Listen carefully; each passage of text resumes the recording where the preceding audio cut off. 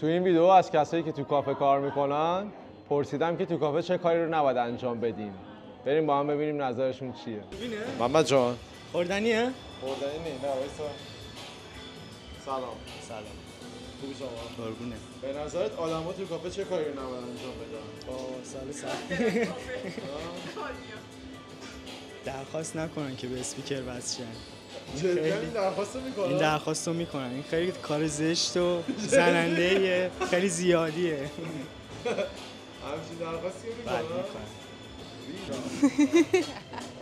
بعضیا باید یاد بگیرن که بامزه نیست که داد بزنن و فحش بدن تو کافه و راجع به جزئیات خیلی شخصی زندگیشون حرف بزنن. یکی از کارهایی که تو کافه نباید بکنید اینه که رفیقاتون رو ماساژ ندین. آرایشگاه یه کافه است. خوش میگذره؟ بی‌نظیر.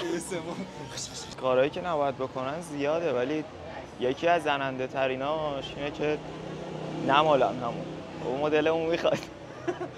تا حالا پیش اومده خاطره‌ای داری؟ آره بابا، جایی که ما کار کردیم که زیاده دیگه. میان میشینن میرن تو هم، زشته دیگه. به هر حال ما داریم نگاه میکنیم، خجالت هم نمیکشن. با شما برای اینکه اونا این کارو نکنن چیکار میکنید؟ ما دیگه چیکار کنیم؟ یه تذکر ساده فقط میتونیم بدیم دیگه. به نظرم غذا بیرون آوردن تو کافه هم خیلی منطقی نیستش. دوستانی که میان پای صندوق میخوان سفارش بدن، سفارش بدن با گوشیشون صحبت نکنن. ذره به ما توجه کنن. حقیقت ماجرا دستشویی هم میرین تمیز برین. تو رو قرآن مجید درسته ما کارمون خدماتیه، ولی بالاخره یه حداقل‌ها رو خواهش می‌کنم رعایت کنید. یه تجربه خیلی بد از دستشویی داری برامون تعریف کنی؟ تجربه میخواستم برم جای شما خالی، ولی دیدم که نمیشه رفت، نرفتم. یه آقایی اومده بود باز گذاشته بود اصلا شیر آب و اینا داشت میشد استخر. بعد دیدیم مایو نداریم دیگه برگشت. سلام. خوبم. آدما وقتی که یه کافه کیک داره یا بیکری داره از بیرون نباید با کیک و خوراکی بیان تو. بعد از همونایی که اونجا هست استفاده کنن.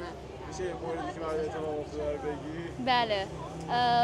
یا آقایی با یه کیکی اومد تو و ما اینجوری بودیم که خیلی محترمانه رفتیم گفتیم که ببخشید میشه این کیک رو اینجا میل نکنید، ما اینجا کیک داریم میتونید از این استفاده کنیم. و خیلی عصبانی شدن و کیک رو پرت کردن سمتمون. نه بابا. به خدا واقعیه. آره چند نفر بودیم تو بار و کیک رو از دور پرت کردن سمتمون و رفتن. بله.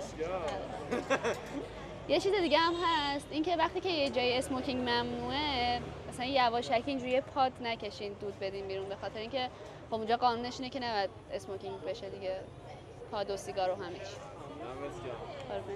از دستشویی برامون بگو. دستشویی؟ ببخشید من دود سیگار اذیت هم میکنم. ما الان که دیگه کار نمیکنم، ولی کسایی که تو کافه کار میکنن عین آدم عادی هن دیگه. خب روزمرگی خودشونو دارن و این داستانا. و چرا میخندی؟ خیلی دارم جدی میگم. نه بدون سانسور که میگم. ما وظیفمون این نیستش که نوار بهداشتی رو از روی زمین برداریم. من این کار کردم. آره من نوار بهداشتی کثیف از روی دستشویی جمع کردم و این واقعا واقعا باید قابش میکرد. آره سورئال میداشت. خب ببینید وقتی میگیم میز رزروه یعنی اینکه میز رزروه، یعنی یکی هست که از ما توقع داره که ما این میز رو براش نگه داریم و بیاد بشینه غذاشو بخوره. اصرار نکنید آقا تو رو قرآن ابوالفضل اینا ما چیکار کنیم؟ خب به اون چی جوابی بدیم؟ نشینید لطفا وقتی میگیم میز رزروه نشینید، خواهش میکنم ازتون. قربونه. اومد یه مشتری میهمان ما اومد نشست، گفتش که ما میخوام اینجا بشینم. گفتیم که خانم این میز رزروه. گفت نه من میخوام بشینم، کی میخواد منو بلند کنه؟ اینجوری بودیم که خب کی میتونه تو رو بلند کنه؟ داریم ازت خواهش میکنیم که بلند شو. نه من بلند نمیشم و بلند نشد. در نهایت بلند نشد و رزرویا اومدن و ما اینجوری بودیم که اگه میتونید این خانم بلند کنید بشید. اونا هم نتونستن بلندش کنن و منتظر وایسادن تا میز دیگه خالی شده. زنگ نزنین در شهر. در شهر نه باید زنگ می‌زدیم. نمیدونم به کی باید زنگ می‌زدیم. دست تو دماغشون نکنن. جدی؟ آره. داد نزدن، جیغ نزدن. وقتی میگیم سس نداریم یه دلیلی داریم که میگیم سس نداریم. آقایون خانوما یعنی ما پیتزاهامون با کچاپ بدمزه میشه. و واقعا بعد که میخورم با کچاپ فکر میکنم پیتزای ما بدمزه است. در صورتی که کچاپ همخونی نداره. حالا کسی پیتزا رو با شیک خورده اینجا؟ با شیک ندیدم. اینجا ندیدم. ولی دیدم. در کل دیدم. جایی دیگه با شیک میخورم پیتزا رو دیگه. پیتزا رو با شیک میخورم با شیک شکلات. شاید شیک رو با پیتزا میخورم. یه خاطره سمی که براتون پیش اومده چیه؟ آقا یه بار یکی اومد اینجا گفت من میخوام رو پیتزای پپرونی پنیر بلو چیز داشته باشه.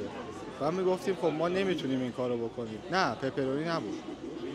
یه پیتزایی بود که میگفت بلو چیز داشته باشه در صورتی که حالا تو منومون نداره. اصرار که آقا تو رو خدا من میرم از اونجا میگیرم میارم بزنن. بودیم خب آقا نمیشه دیگه حتما نمیشه که میگیم نه. یه دونه سمیشو من یادم اومد این که ولنتاین میان درخواست پیتزای قهوه‌ای میکنن. اینو درخواست نکنید. اینو نداریم. ولنتاین درخواست پیتزا قهوه‌ای میکنن؟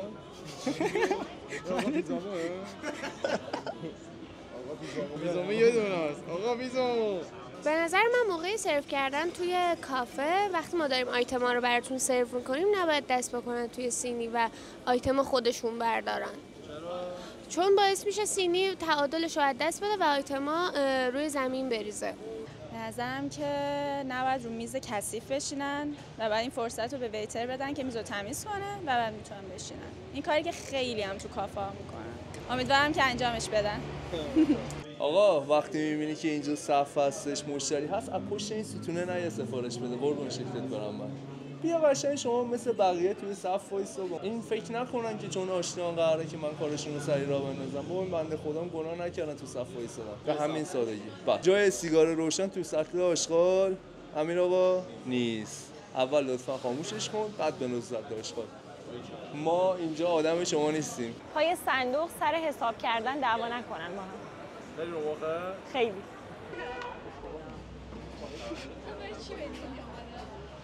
وقتی که خوش آمدگویی از سمت پرسنل انجام میشه جوابشون رو بدین و بگین سلام. این خیلی مهمه. دیگه وقتی که یه وایب خوبی از سمت پرسنل میبینین اون رو بهشون برگردونین خیلی مثبت نظر. اینکه خیلی تاثیر میذاره رو ادامه شیفتمون افراد و اون وایبی که میگیرن خیلی خوشحالشون میکنه. میشه دستم اینطوری کنم آیدیم بیاد اینجا؟ بله. نیان دم بارهایی بپرسن اوردر ما آماده شد. سالن کار بیاد بگه فلان میز من گفت اوردر ما آماده شد. بشینید تو کافه لذت ببرید. همون نشستنش منتظر بودنش حرف بزنید با اینو اجتماعی باشید. به نظر من آدما وقتی میان کافه و میبینن جاشون رو دوست ندارن به هر دلیلی بهتره که هماهنگ کنن با هاست اونجا و خودشون سر از خود پانشن برن یه جای دیگه بشینن. خیلی قشنگ نیست. کار نکرده‌تون لطفاً توضیح ندید به ما. حالا یه سری‌ها میگن که یه 10 سال باریستا بودن و 20 سال عمال بودن و اینا. آقا بیا قهوه‌تو بخور برو دیگه بی خیال. یکی اینکه با اسپرسو درسته که یه سری از کافه شکلات میدن ولی به صورت درستش شکلات همراهش نیست و اوکیه که بپرسین ولی درستش اینه که به همراه آب اسپرسو خورده بشه و اینکه اسپرسو شکلات نه آره درستش اینه که طعم قهوه رو خراب میکنه و نمیفهمین طعم قهوه دقیقاً چیه. اگر خیلی سریع بخوام بگم اینه که بلند حرف نزنن اصلا تو کافه. بعد بوی بد ندن. تجربات از بوی بد رو میشه برامون تعریف کنید؟ آره یک بنده خدایی با پارتنرش اومده بود که اصلا بوی خوبی نمیداد و تقریبا در شعاع 20 متریشو این همه رو دیوونه کرده بود و مجبور شدیم یه جایی بشونیمش که خیلی دور از دسترس بشه، یعنی ته باشه که خیلی بقیه اذیت نشن. ولی آره خیلی بده این مسئله، زیاد هم هست. شب بود و شم بود و غم شم سوخت و شب تمام شد، ما ماندیم و غم. شب بخیر.